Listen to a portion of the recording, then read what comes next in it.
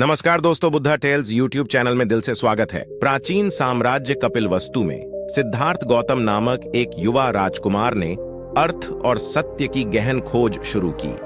विलासितापूर्ण जीवन में जन्मे सिद्धार्थ को महल की दीवारों से परे की दुनिया का पता लगाने की गहरी इच्छा महसूस हुई। एक अतृप्त जिज्ञासा से प्रेरित होकर सिद्धार्थ ने खुद को एक आम व्यक्ति का रूप दिया और हलचल भरी सड़कों पर निकल पड़े। आम लोगों की पीड़ा को देखकर वह करुणा से प्रेरित हो गए और अस्तित्व की प्रकृति को समझने का संकल्प लिया। सिद्धार्थ आत्म खोज की यात्रा पर निकले और रास्ते में विभिन्न शिक्षकों और दर्शन शास्त्रों का सामना किया। उनकी बौद्धिक गतिविधियों के बावजूद उनके भीतर गहरा असंतोष बना रहा।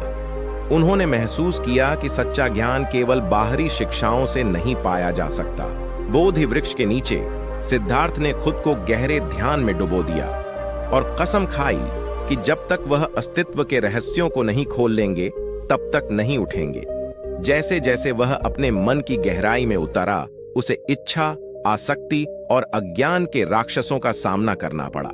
एक गहन संघर्ष के बाद सिद्धार्थ को गहन ज्ञान का एक क्षण प्राप्त हुआ। पास का कमल तालाब नई चमक के साथ खिलता हुआ प्रतीत हो रहा था, जो उनकी जागृत चेतना के खिलने का प्रतीक था। उन्होंने 4 आर्य सत्य और अष्टांगिक मार्ग की खोज की थी, जो दुख से मुक्ति का एक रोड मैप है। अपने राजसी जीवन को त्याग कर सिद्धार्थ बुद्ध जागृत व्यक्ति बन गए। उन्होंने अपना शेष जीवन अपनी अंतर्दृष्टि साझा करने और दूसरों को ज्ञानोदय की दिशा में मार्गदर्शन करने के लिए समर्पित कर दिया।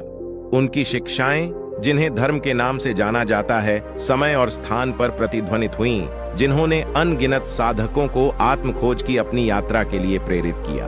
बुद्ध की करुणा की कोई सीमा नहीं थी। उन्होंने जीवन के सभी क्षेत्रों के लोगों का स्वागत किया। राजाओं, व्यापारियों और किसानों को समान रूप से सांत्वना और ज्ञान प्रदान किया। संघ, भिक्षुओं और भिक्षुणियों का एक समुदाय उनकी शिक्षाओं के इर्द गिर्द बना, जिसने आध्यात्मिक विकास के लिए एक सहायक वातावरण तैयार किया। बुद्ध की सबसे परिवर्तनकारी मुलाकातों में से एक किस्सा गौतमी नाम की एक युवा महिला के साथ थी। अपने बच्चे की मृत्यु के दुहक से व्याकुल होकर उसने बुद्ध से मदद मांगी। दयालु ऋषि ने उसे मृत्यु से अछूते घर से सरसों का एक बीज खोजने का निर्देश दिया। जैसे ही किस्सा ने गांव का भ्रमण किया, उसे पीड़ा की सार्वभौमिकता का एहसास हुआ। हर घर को नुकसान का सामना करना पड़ा था और वह बुद्ध द्वारा दी गई गहरी सीख को समझ गई थी। बुद्ध के पास लौटकर किस्सा ने उनकी शिक्षाओं को अपनाया। न केवल अपने दुहक के लिए सांत्वना पाई, बल्कि आंतरिक शांति की दिशा में भी एक रास्ता खोजा। बुद्ध का प्रभाव व्यक्तिगत परिवर्तन से लेकर सामाजिक परिवर्तन तक फैला। उनकी शिक्षाओं ने मौर्य सम्राट अशोक को प्रभावित किया, जिन्होंने बौद्ध धर्म अपनाया और अपने विशाल साम्राज्य में अहिंसा, सहिष्णुता और सामाजिक न्याय को बढ़ावा दिया।